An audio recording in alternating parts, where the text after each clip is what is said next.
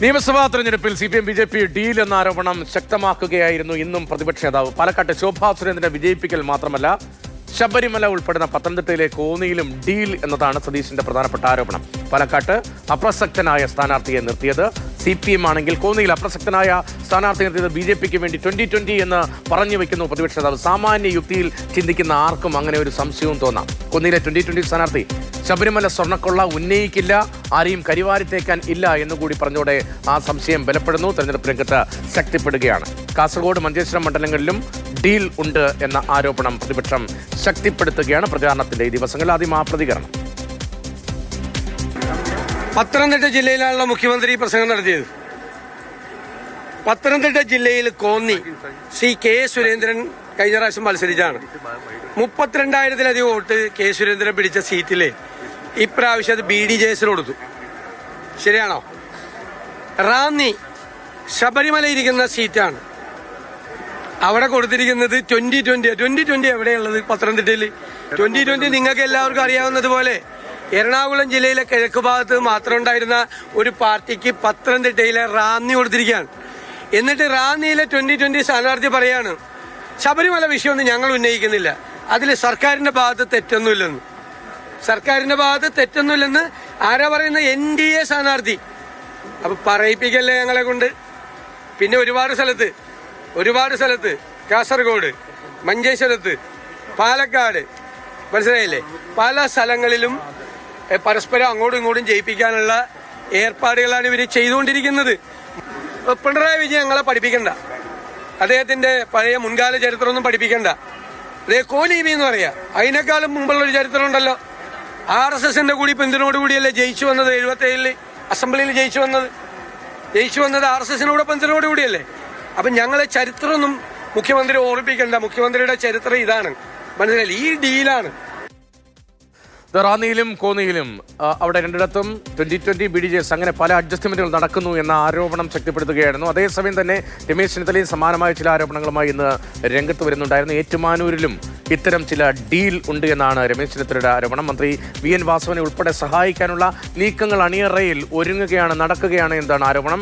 കോൺഗ്രസ് സ്ഥാനാർത്ഥി നാട്ടകം സുരേഷ് ഉൾപ്പെടെ മത്സരിക്കുന്ന വളരെ പ്രധാനപ്പെട്ട മണ്ഡലത്തിൽ BJPക്ക് പകരം ആരാണ് കളത്തിലിറങ്ങിയത് എന്ന് ശ്രദ്ധിച്ചാൽ മതി ഉൾപ്പെടെയുള്ള പ്രതികരണങ്ങളാണ് രമേശ് ചെന്നിത്തലയുടെ ഭാഗത്ത് നിന്ന് ഇന്ന് വന്നത്.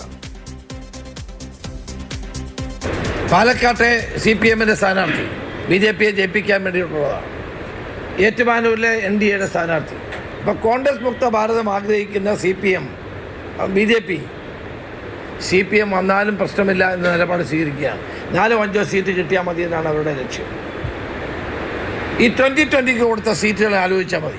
അവിടെ എല്ലാം CPMനെ വിജയിപ്പിക്കാൻ വേണ്ടി വളരെ ബോധപൂർവമായി ഒരു പൊളിറ്റിക്കൽ ഡീലാണ് നടന്നുകൊണ്ടിരിക്കുന്നത്. BJPയും CPMും തമ്മിലുള്ള പലയിടത്തും BDJSന്റെ സ്ഥാനാർത്ഥികളെ പരിശോധിച്ചാൽ മതി.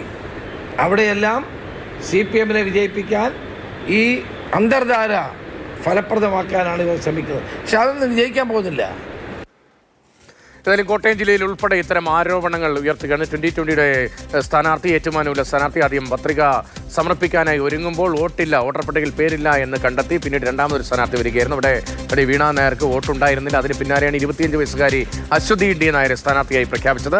ഡീലിന്റെ ഭാഗമെന്ന ആരോപണം ശക്തിപ്പെടുത്താൻ ശ്രമിക്കുകയാണ് പ്രതിപക്ഷം. അത്തരമൊരു പ്രതികരണമാണ് ചെന്നിത്തലയുടെ ഭാഗത്തു നിന്നുണ്ടായത്.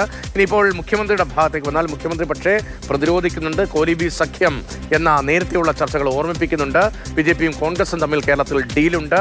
CPMനെ LDFനെ പരാജയപ്പെടുത്താനുള്ള ശ്രമമാണ് പല മണ്ഡലങ്ങളിലും. രഹസ്യധാരണ നേരത്തെയുണ്ട്. RSSുമായി നേരിട്ട് ധാരണയുണ്ട് കോൺഗ്രസിന്. ഇതടക്കമുള്ള ആരോപണങ്ങളാണ് മുഖ്യമന്ത്രി ഇന്ന് ഉന്നയിച്ചത്. ഈ പ്രചരണം ആരതാണെന്ന് എല്ലാവർക്കും അറിയാലോ.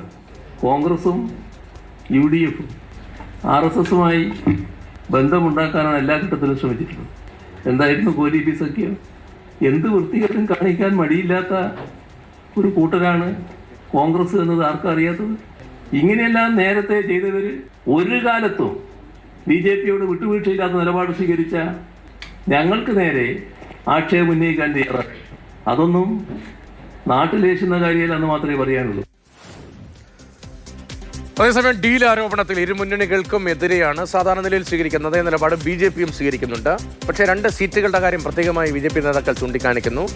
അത് മഞ്ചേശ്വരം കാസർഗോഡ് സീറ്റുകളെ കുറിച്ചാണ്. എം ഡി രമേശ് ഇന്ന് അത്തരമൊരു പ്രതികരണവുമായി രംഗത്ത് വരുന്നുണ്ടായിരുന്നു. മഞ്ചേശ്വരത്തും കാസർഗോഡും CPM-ഉം മുസ്ലിം ലീഗും തമ്മിൽ ഇടപാടുണ്ട് എന്നതാണ് BJPയുടെ ആരോപണം. ആകെ ചർച്ച അവിടുത്തെ അന്തർധാരകളെ കുറിച്ചാണ്. അക്കാര്യമാണ് പൊതുജനം ചർച്ച ചെയ്യേണ്ടത്, വോട്ടർമാർ ശ്രദ്ധിക്കേണ്ടത് എന്ന പ്രതികരണമാണ് രമേശിൽ നിന്നുണ്ടായത്. സത്യത്തിൽ കേരളത്തിൽ ഈ തെരഞ്ഞെടുപ്പിൽ ഡീലുള്ളത് CPM-ഉം കോൺഗ്രസും തമ്മിലാണ്, LDF-ഉം UDF-ഉം തമ്മിലാണ്. അത് മറച്ചു വെക്കാൻ വേണ്ടി അനാവശ്യമായിട്ടുള്ള നുണ പ്രചരിപ്പിക്കുകയാണ് പ്രതിപക്ഷ നേതാവും CPM നേതാക്കന്മാർ. അവർ തുറന്നു പറയേണ്ടത് അവർ തമ്മിലുള്ള ഡീലാണ്. മഞ്ചേശ്വരത്ത് BJP-യെ തോൽപ്പിക്കാൻ വേണ്ടി ലീഗിന് വോട്ട് മറിക്കാൻ CPM തീരുമാനിച്ചിരിക്കുകയാണ്.